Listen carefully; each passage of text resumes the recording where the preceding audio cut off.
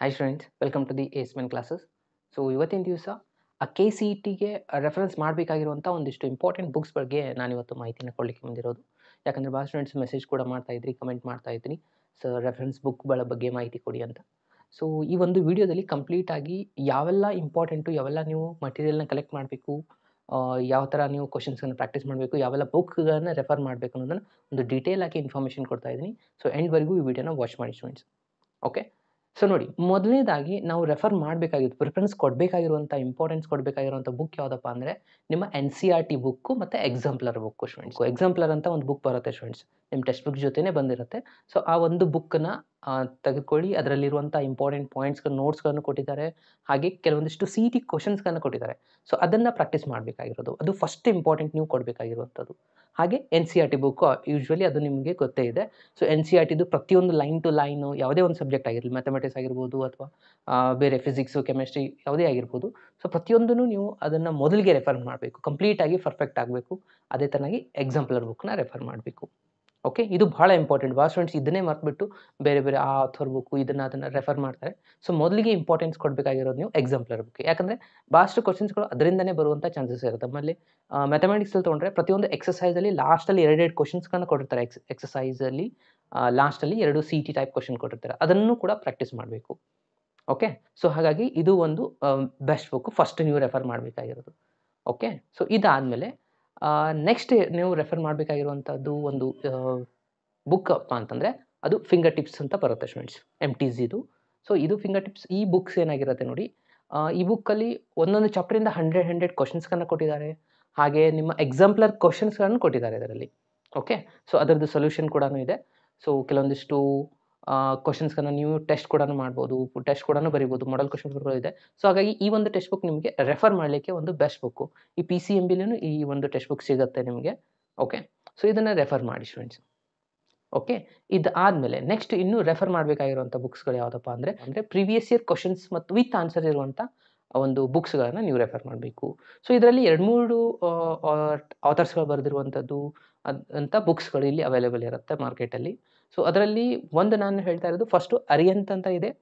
Okay, ಇನ್ನೊಂದು books ಇದೆ. So ಅದು MTZದೇ ಇದೆ ಸ್ಟೂಡೆಂಟ್ಸ್. ಸೊ MTZದು ಏನಿದೆ, ಚಾಪ್ಟರ್ ವೈಸ್ ಕೊಟ್ಟಿದ್ದಾರೆ ಸ್ಟೂಡೆಂಟ್ಸ್. ಇದು ಬೆಸ್ಟ್ ಅಂತ ನನಗೆ ಅನಿಸ್ತಾ ಇದೆ. ಸೊ ನಾನು ಇಲ್ಲಿ ತೋರಿಸ್ತಾ ಇದ್ದೀನಿ. ಈ ಒಂದು book chapter wise 16 years observe ಮಾಡಿ ಅಪ್ಡೇಟ್ ಆಗಿರುವಂಥ ಬುಕ್ಕನ್ನೇ ತಗೊಳ್ಳಿ.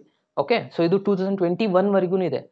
ಓಕೆ, ಅಲ್ಲಿವರೆಗೂ ಯಾವೆಲ್ಲ CET ಕ್ವಶನ್ಸ್ಗಳಾಗಿದ್ದಾವೆ ಆ ಪ್ರತಿಯೊಂದು ಕ್ವಶನ್ಸು ಚಾಪ್ಟರ್ ವೈಸು ಇವರು ಕ್ವಶನ್ಸ್ಗಳನ್ನ ಸಾರ್ಟ್ ಔಟ್ ಮಾಡಿ ವಿತ್ ಆನ್ಸರ್ಸ್ಗಳನ್ನ ಕೊಟ್ಟಿದ್ದಾರೆ. ಸೊ ಇದು ನಿಮಗೆ ರೆಫರ್ ಮಾಡಲಿಕ್ಕೆ ಭಾಳ ಹೆಲ್ಪ್ ಆಗುತ್ತೆ. ಫಿಸಿಕ್ಸ್, ಕೆಮಿಸ್ಟ್ರಿ, ಮ್ಯಾಥಮೆಟಿಕ್ಸ್ ಇದು ಇಂಜಿನಿಯರಿಂಗ್ ಪರ್ಪಸೇ ಇರುವಂಥ ಒಂದು ಬುಕ್ ಆಗಿರುತ್ತೆ. ಸೊ 16 ಇಯರ್ ನೀವು ಅಮೆಝಾನಲ್ಲಿನೂ ತೊಗೊಳ್ಬೋದು, ಫ್ಲಿಪ್ಕಾರ್ಟಲ್ಲೂ ಅವೈಲೇಬಲ್ ಇರುತ್ತೆ.